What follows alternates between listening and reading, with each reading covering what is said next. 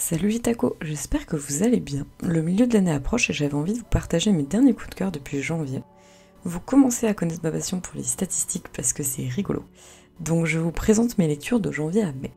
J'ai lu 69 ouvrages dont 18 romans, 22 mangas, 24 bandes dessinées, 4 graphiques et un recueil de nouvelles. Sur ces 69 titres, 46% sont écrits par des femmes, 53% par des hommes et 1% par des personnes non binaires.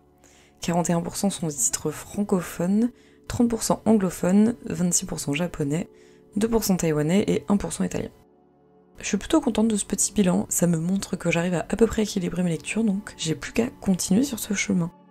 Niveau série, depuis le début de l'année, j'ai terminé 2 séries, La Maison à l'orée de la magie de Amy Sparks et Les Oiselles de nuit de KJ Armstrong, et j'ai commencé 2 autres séries, God Killer d'Anna Kanar et Le tombeau scellé de Tamsin Muir, et enfin j'en ai abandonné une, La Cité de Jade de Fondali. Sinon pour mon challenge 12x12 livres, j'en ai déjà lu 6, donc je suis plutôt pas mal vis-à-vis du milieu d'année.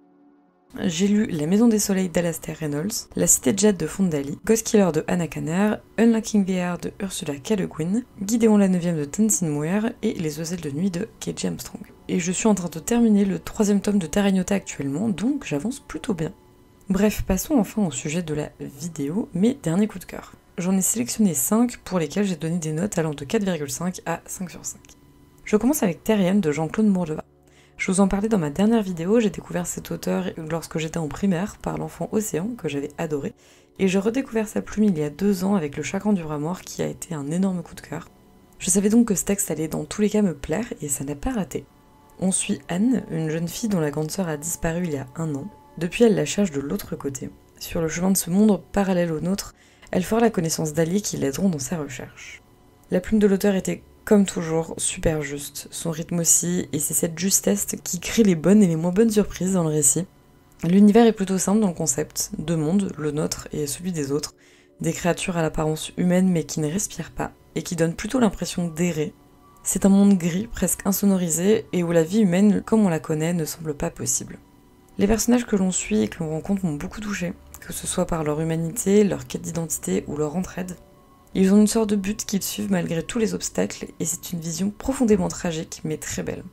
La fin du récit m'a bien fait pleurer et c'est d'ailleurs un thème assez récurrent en mes lectures, donc je ne peux que vous encourager à découvrir cet ouvrage. Je vous parle très rapidement de mon coup de cœur suivant, Gideon la 9ème de Tamsin Muir, pour lequel j'ai dédié un vlog entier. Je vous remets la vidéo dans le petit i. Gideon, c'est une jeune fille élevée par les nonnes et les squelettes de la 9ème maison.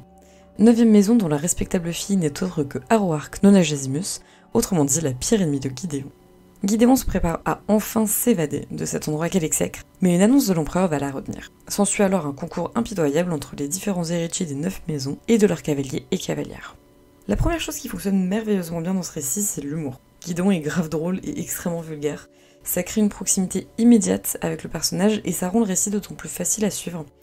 Il y a beaucoup d'éléments assimilés dans ce monde, mais l'autrice arrive à nous les présenter de manière plutôt digeste. C'est sombre, c'est angoissant, c'est tragique, c'est drôle, et surtout les personnages sont super attachants et intéressants.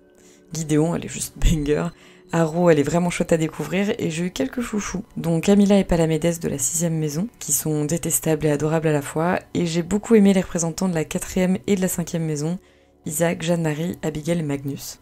Bref, j'avais dit que je m'étalerais pas trop, donc je vous laisse découvrir ce texte, et moi j'ai hâte de lire la suite. Ensuite, j'ai lu et adoré When You Call My Name de Shaw Tucker. C'est un récit à 2 voix partagé entre Adam et Ben, 2 jeunes adultes dont la vie va basculer. Adam va tomber amoureux pour la première fois, et Ben va définitivement quitter sa maison familiale. On suit leur quête d'identité à travers un New York queer dans les années 90, en pleine période sida. C'était sublime, que ce soit les récits des 2 personnages, leurs amis et connaissances, leurs découvertes, leurs pertes aussi. C'est un texte qui peut résonner facilement sur certains sujets, en particulier la famille, celle avec laquelle on est et celle qu'on choisit, sur l'acceptation de soi et sur la violence de la vie. J'ai beaucoup pleuré en lisant ce texte. C'est plein d'espoir et à la fois on ne choisit pas ce qui se passe dans la vie et certains événements m'ont beaucoup touchée. Il y a aussi une belle addition culturelle avec beaucoup d'éléments sur la mode, qui intéresse énormément Ben, et sur la musique qui est une des constances de la vie d'Adam et de son cercle proche. J'ai pas grand chose à ajouter sans que ça retire une certaine dimension au roman, donc je préfère vous conseiller de le découvrir. En avril, j'ai lu Les aventures d'Amina Al-Sirafi de Shannon Chakraborty et j'ai adoré. C'est le premier tome d'une trilogie qui peut selon moi suffire à lui-même. On y découvre la capitaine Amina Al-Sirafi, une pirate retraitée dont la vie mouvementée l'a amenée à vivre de nombreuses péripéties, dont épouser un démon. Sa retraite est malheureusement menacée lorsqu'une femme âgée et très riche lui demande de retrouver sa petite fille, l'enfant d'un ancien membre de son équipage. C'est un récit qui fonctionne très bien, avec sa propre mythologie très largement inspirée de contes irakiens, en particulier Simbad le marin. Les créatures que l'on mentionne ou que l'on rencontre sont très impressionnantes, même si le danger principal réside dans un seul homme, un mystérieux franc qui a l'air de maîtriser une certaine magie. Les personnages sont très intéressants. Déjà, avoir un personnage principal âgé de plus de 35 ans et ayant une certaine expérience de la vie et des désirs plutôt bien assumés, ça change et ça fait du bien. Amina est très très classe dans sa présentation, et ce malgré ses défauts. C'est un peu la même chose pour ses amis et anciens équipages.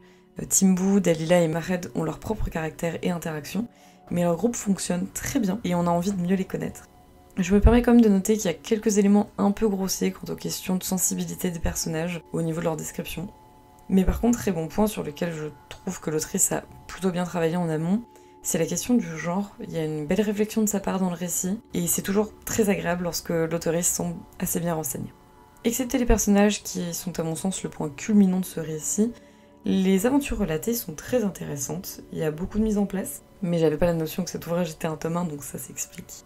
C'est un peu contemplatif, mais ça fait du bien. Donc encore un titre que je vous encourage à découvrir.